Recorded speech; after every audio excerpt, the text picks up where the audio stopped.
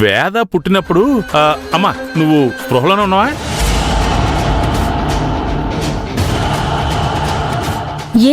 ఎందుకలా అడుగుతున్నావు? ఎందుకంటే నాకు ఒక అనుమానం మొదలైందమ్మా. అనుమానమా? దేని గురించి? మన వేద గురించే. అవును, మొన్న మీ ఇద్దరికే పురుడు పోసిన డాక్టర్ అమ్మా ఇక్కడికి వచ్చి నీతో మాట్లాడింది కదా. ఆ తర్వాత బయటికి వెళ్ళి బావతో కూడా మాట్లాడడం నేను చాటుగా ఉన్నానమ్మా. డెలివరీ జరిగేటప్పుడు బావేదో తప్పు చేశాడని, ఆ తప్పులో ఆ డాక్టర్ అమ్మ కూడా పాలు పంచుకుందని, ఆ పాపాన్ని కడిగేసుకోవడం కోసం ఇప్పటికి కనిపించిన దేవుళ్ళందరినీ మొక్కుతూ గుళ్ళు గోపురాలన్నీ తిరుగుతూ ఉన్నానని మాట్లాడుతుందమ్మా.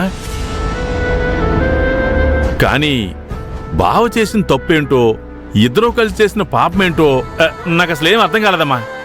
మా డెలివరీలు అయినప్పుడు ఆయన తప్పు చేయడం ఏంటన్నయ్యా? నాకేం అర్థం కావడం లేదు. అమ్మా, గతంలో ఒకసారి నా కొడుకు బాలు కూడా వచ్చి నీ దగ్గరకు వచ్చి డెలివరీ గురించి మాట్లాడా? అన్నపూర్ణ అత్తయ్యకి నీకు ఒకే రోజు డెలివరీ అయిందా? సేమ్ అవే ప్రశ్నలు అన్నపూర్ణ కూడా అడిగాడు. లలిత అత్తయ్యకు నీకు డెలివరీ ఒకే రోజు ఒకే టైంలో జరిగిందంట కదా? ఆ తర్వాత మీ ఇద్దరికి డెలివరీ చేసిన ఆ హాస్పిటల్కి వెళ్ళాడు.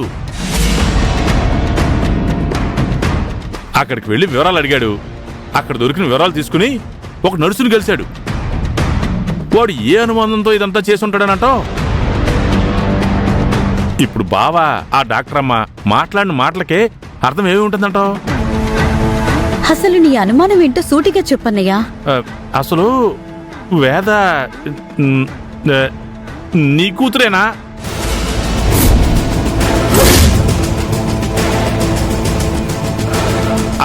అన్నపూర్ణ కూతురా అని. అన్నయ్య, ఏం మాట్లాడుతున్నావు నువ్వు? ఏం చెప్పినా వింటున్నాను కదా అని పిచ్చిదానని అనుకుంటున్నావా? నువ్వు ఏమన్నా నమ్ముతాను అని అనుకుంటున్నావా? వేద అన్నపూర్ణ కూతురేంటి? నవమాసాలు మోసి నేను కన్న నా కూతురు, నా బిడ్డ.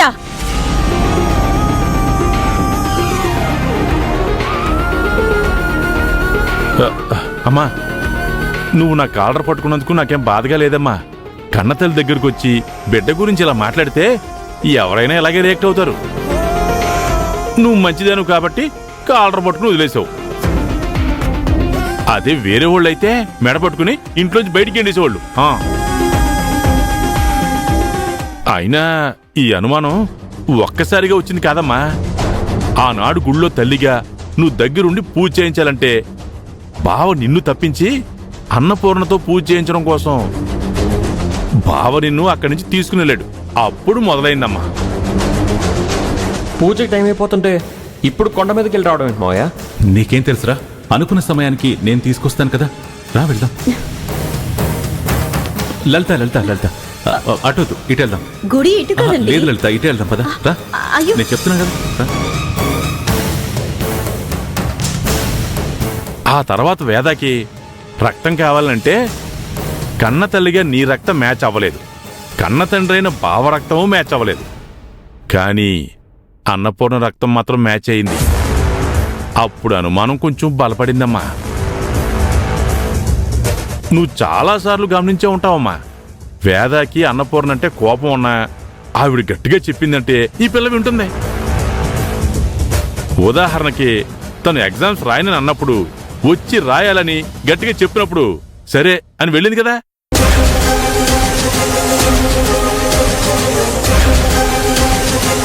ఇక ఫైనల్ గా ఆ డాక్టర్ అమ్మ బావ మాట్లాడుకుంటున్న మాటలో ఏటో చెప్పాను కదా, దాంతో ఈ అనుమానం ఇంకా బలపడిపోయిందమ్మా. అది కేవలం నీ అనుమానమే కాని నిజం కాదన్నయ్యా. వేద నా కూతురు. సరే అమ్మా, ఏదో నాకు అనుమానం వచ్చింది, అది నీతో చెప్పాను. అమ్మా, ఈ విషయం ఇంతటితో వదిలేసి ఉండాలా లేదా కన్ఫర్మ్ చేసుకోవాలా అన్నదే నీ ఇష్టం అమ్మా. అమ్మా, ఇలా మాట్లాడినందుకు నువ్వేమన్నా ఫీల్ అయి ఉంటే సారీ అమ్మా.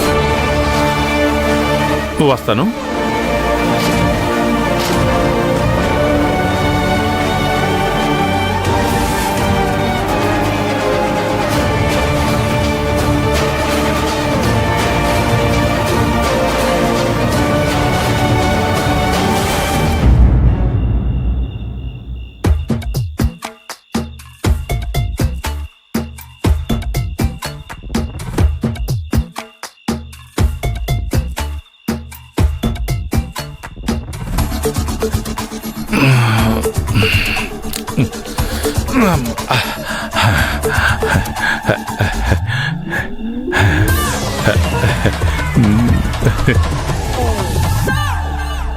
జనరల్గా బాధలో ఉన్నప్పుడు నిద్ర పడదంటారు.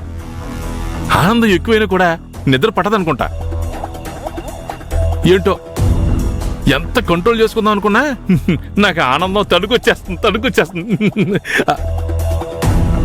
లలిత హాస్పిటల్కి వెళ్ళడం, నిజం తెలుసుకోవడం, చైర్మన్ గారు నన్ను మెచ్చుకోవడం, నా కొడుకు అమెరికా సంబంధం చేసేయడం, తర్వాత కార్పొరేటర్. ఓయమ్మో ఆనందంతో హార్ట్ అటాక్ వచ్చేలా ఉంది.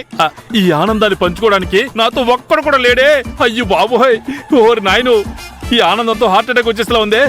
ఈ ఆనందాన్ని పంచుకోవడానికి నాతో ఎవరు లేరే.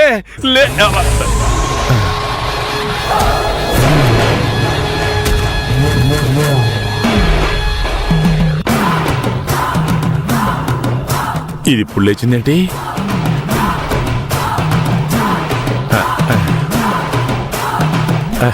What happened my daughter?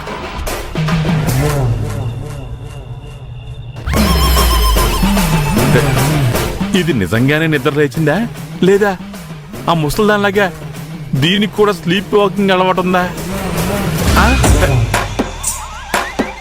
Janu, ఏంటో మాలా చూస్తున్నావు? నేనురా డాడీని. చైనీస్ అనుకుంటా.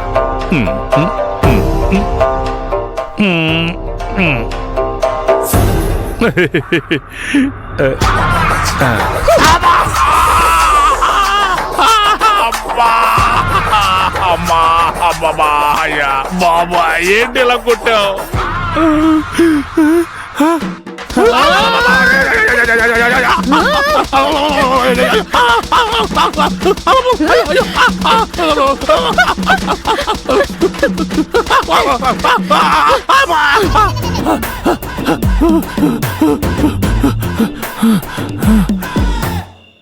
ఏమే, నన్ను చంపేద్దాం అనుకుంటావంటే నిన్ను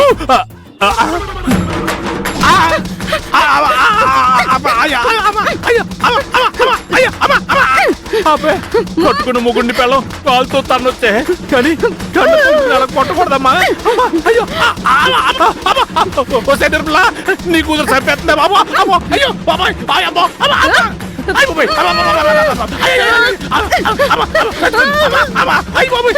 నిర్మల.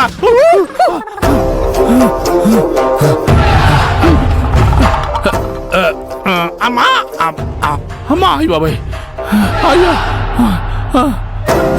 అమ్మా. ముసల్దేనయ్యో, నిద్రలో లేచిన నా అందాచంద్ర ముఖ్యాన్ని మంచాన్ని ఎత్తి 4 డైలాలు కొట్టి మళ్ళీ పడుకునేది. అమ్మా, ఇది పెద్ద కొట్లు కొట్టేసింది. అమ్మా హోసే నిర్మలా, నీ అమ్మ కడుపు కాదు లేవే.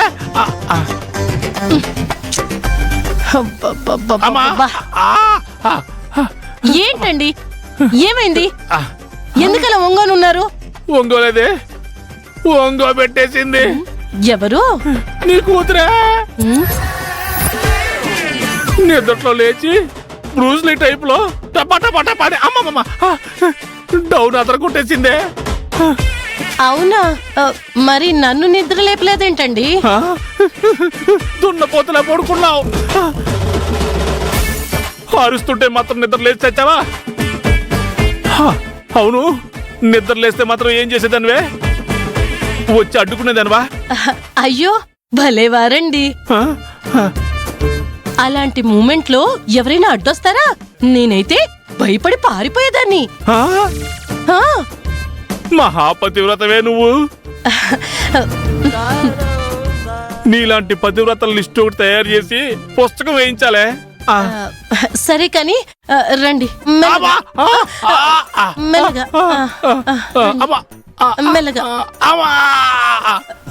జాగ్రత్త, మెల్లగా జాగ్రత్త, మెల్లగా మెల్లగా కూర్చోండి. అదే నిర్మలా, రేపటి నుంచి దాన్ని తిండి తగ్గించమని చెప్పవే. నరాలన్నీ మెలిపెట్టేసి గొల్లగా పిండి కొట్టేసిందే బాబా. అయ్యో, మీరు ముందు పడుకోండి. ఏం పడుకోవడమే, కాళ్ళు లేపు. అబ్బా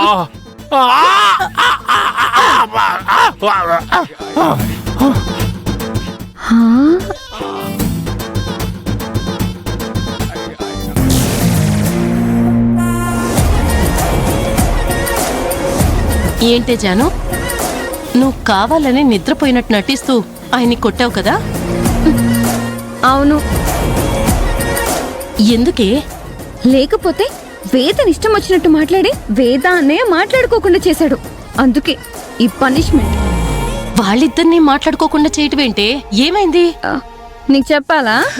సర్లే వద్దులే, నాకు కూడా ఓపిక లేదు, పడుకో. Good night.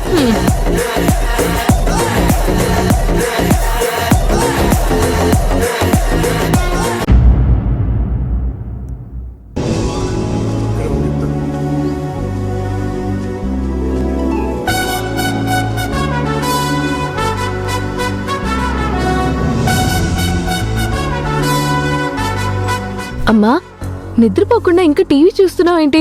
రా నిద్రపోదాం. రా. హ? నాకు నిద్ర రావడం లేదు. ఏ? జరిగిన వాటిని తలుచుకుంటూ బాధపడుతుంటే ఉన్న మనశ్శాంతి పోతుందమ్మా. ఏం జరిగినా ఎక్కడికక్కడ వదిలేసుకుంటేనే మంచిది. రా. నాకు నిద్ర రావడం లేదని చెప్తున్నాను కదా, ఎందుకు విసిగిస్తున్నావు? వెళ్ళు, నువ్వు వెళ్ళి పడుకో.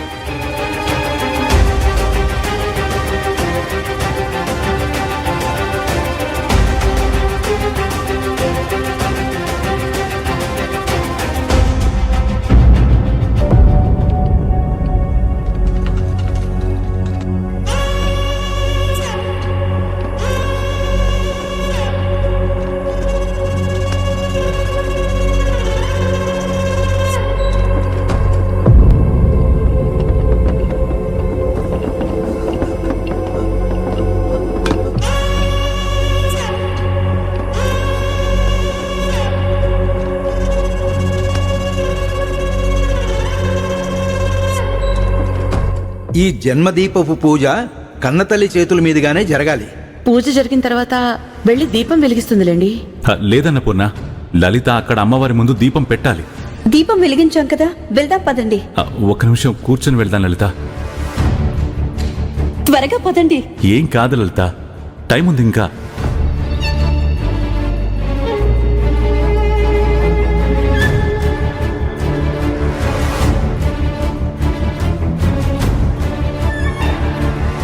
నీ బ్లడ్ మ్యాచ్ అయిందా? ఇచ్చేసావా? అయితే చెల్లెం బ్లడ్ మ్యాచ్ అయి ఉంటుంది, కన్నతల్లి కదా ఈ అమ్మ. నా బ్లడ్ గ్రూప్ కూడా మ్యాచ్ అవ్వలేదన్నయ్య.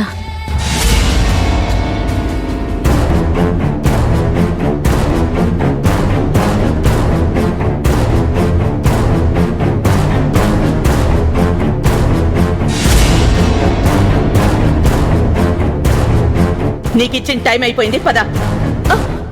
Hall ticket.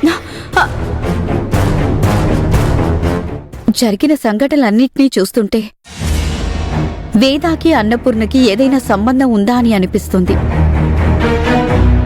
అన్నయ్య చెప్పింది నిజం కాదు అని నాకు తెలుసు, కానీ ఒక్కసారి తెలుసుకుంటే మంచిదే కదా.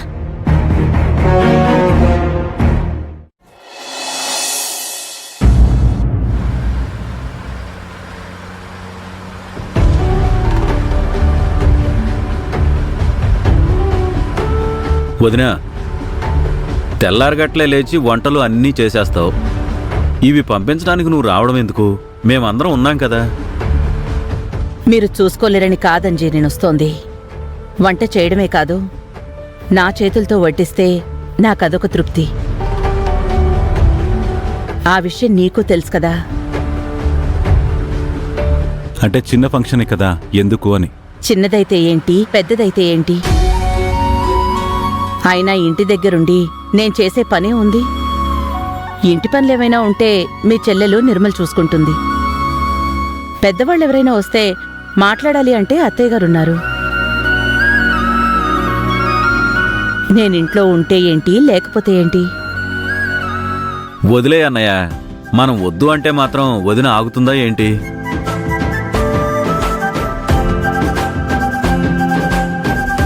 ఇంతకీ ఏం ఫంక్షన్ అండి? పెళ్ళి. పెళ్ళా? మరి ఇంత తక్కువ టిఫిన్లు? పెళ్ళంటే వాళ్ళ అబ్బాయికి పెళ్లి ఫంక్షన్ కాదు వదినా. క్యాటరింగ్ ఇచ్చిన వాళ్ళ అబ్బాయికి పెళ్లి కుదిరిందంట. అందుకని వాళ్ళకు క్లోజ్ ఫ్రెండ్స్, ఫ్యామిలీ ఫ్రెండ్స్ వాళ్ళందరితో కలిపి చిన్న పార్టీ పెట్టుకున్నారు. అదన్నమాట. అవునా? ఇంతకీ అబ్బాయికి వయసు ఎంతుంటుందో? ఒక 24-25 ఉండొచ్చు. ఏ రాంజీ? అవునన్నయ్య, చిన్నపిల్లాడే. ఏంటో లోకంలో అందరికీ పెళ్లిళ్ళైపోతున్నాయి, నీకు మాత్రం అవడం లేదు. ఎన్నో పెళ్లిళ్ళకి వంటలు చేసి పంపిస్తుంటాను. అలాగే నీ పెళ్లికి కూడా నేను వంటలు చేసి మీ దంపతులిద్దరికీ నా చేతులతో వడ్డించాలని ఆశగా ఉందంజీ. దేనికైనా టైం రావాలదినా. టైం రావాలి అని కూర్చుంటే టైం వస్తుందో లేదో తెలియదు గాని ఏజ్ మాత్రం వస్తుంది. ఇంతకీ ఇప్పుడు నీ ఏజ్ ఎంతరా? ఓ 40 ఉండదు? ఊరుకోనయ్యా, ఎవరైనా వింటే నిజం అనుకుంటారు. 40 ఏంటి, ప్రజెంట్ 38.5 కదా. ఒరే, మేము నీకు అన్నా వదినలమే కాదు, అమ్మా నాన్నలం కూడా. ఆ చనువుతో చిన్న సలహా చెప్తాన్రా. ఏంటండి ఆ సలహా? వీడికెటు పెళ్లి సంబంధాలు చూస్తున్నాను. పెళ్లి సెట్ అవ్వడం లేదు కాబట్టి నువ్వే మంచి అమ్మాయిని చూసుకుని లవ్ చేయొచ్చు కదరా. అవునంజీ, ఈ ఐడియా ఏదో బాగానే ఉంది. చక్కగా ముఖానికి పౌడర్ గిౌడర్ రాసుకుని, కళ్ళకి చలవ కళ్ళద్దాలు పెట్టుకుని ఏ అమ్మాయి వెంటైనా పడే ప్రయత్నాలు చెయ్యొచ్చు కదా.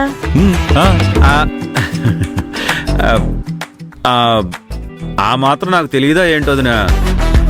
క్యాటరింగ్ పని అయిపోగానే రోజు నేను 2-3 గంటలు మిస్ అయిపోతాను.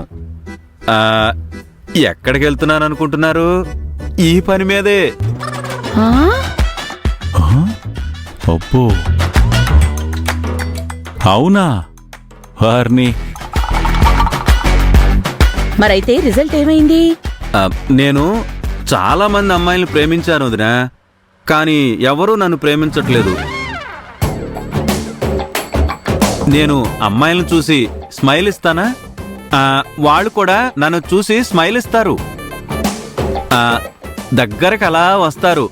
తీరా దగ్గరకు వచ్చిన తర్వాత ఏంటంకుల్ నవ్వుతున్నారు అంటారు. అంతే, అక్కడితో దెబ్బడిపోతుంది.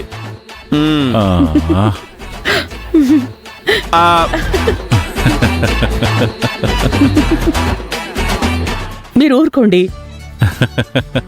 ఏంటలా నవ్వుతున్నారు? ఏం లేదు, అమ్మాయి స్మైల్ ఇచ్చి దగ్గరికి రావడం వరకు బాగానే ఉంది. ఆ తర్వాతే అంకుల్ అని. అన్నయ్య, అన్నయ్య ఊరుకో అన్నయ్య. అయ్యో, నువ్వు కూడా ఎగతాళి చేస్తున్నావు. ఏంటో అంజీ, వయసు పెరుగుతున్నా నీకింకా పెళ్లి కానందుకు నాకు చాలా బాధగా ఉంది. నాకు మాత్రం చాలా ఆనందంగా ఉందోదినా. అదేంట్రా, పెళ్లి కాలేదని ఎప్పుడూ ఫీల్ అవుతూ ఉంటావు కదా. అది బయటికనే మాటల వరకే అన్నయ్య, నిజం కాదు. పెళ్ళైతే నా జీవితంలోకి ఒక అమ్మాయి వస్తుంది. నా భార్య, నా ఇల్లు, నా పిల్లలు అని నా అనుకునే ఒక కుటుంబం. కానీ ఆల్రెడీ నా అనుకునే ఒక కుటుంబం నాకొకటి ఉందన్నయ్య.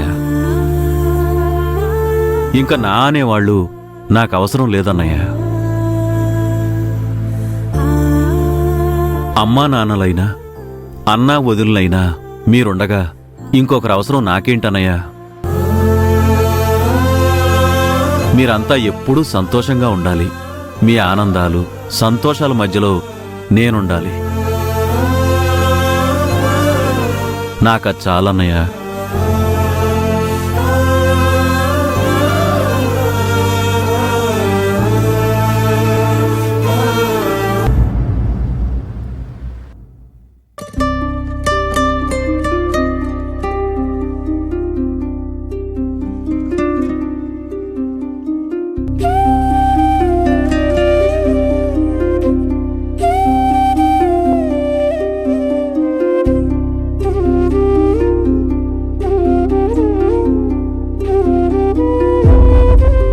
డాక్టర్ అమ్మ బావ మాట్లాడుకుంటున్న మాటలో ఏటో చెప్పాను కదా, దాంతో ఈ అనుమానం ఇంకా బలపడిపోయిందమ్మా. దేవుడికి తల వంచని వాళ్ళు కూడా పరిస్థితులకి తల వంచుతారు అని అంటారు. ఇప్పుడు నా పరిస్థితి అలాగే ఉంది. నువ్వు నా కూతురే అని నాకు తెలుసు, కానీ కోటయ్య చెప్పిన మాటలు, నా కళ్ళ ముందు జరిగిన కొన్ని ఇన్సిడెంట్స్, ఇవన్నీ నేను ఈ నిర్ణయం తీసుకునేలా చేస్తున్నాయి. నిన్ను అనుమానించాలని కాదే, ఇలా చేస్తున్నందుకు సారీ.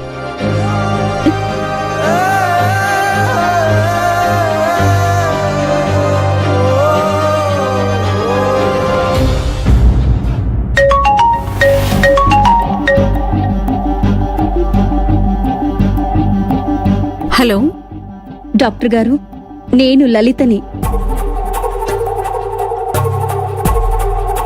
లలిత అంటే శివరామరాజు గారి? అవునండి, ఆ లలితని మాట్లాడుతున్నాను.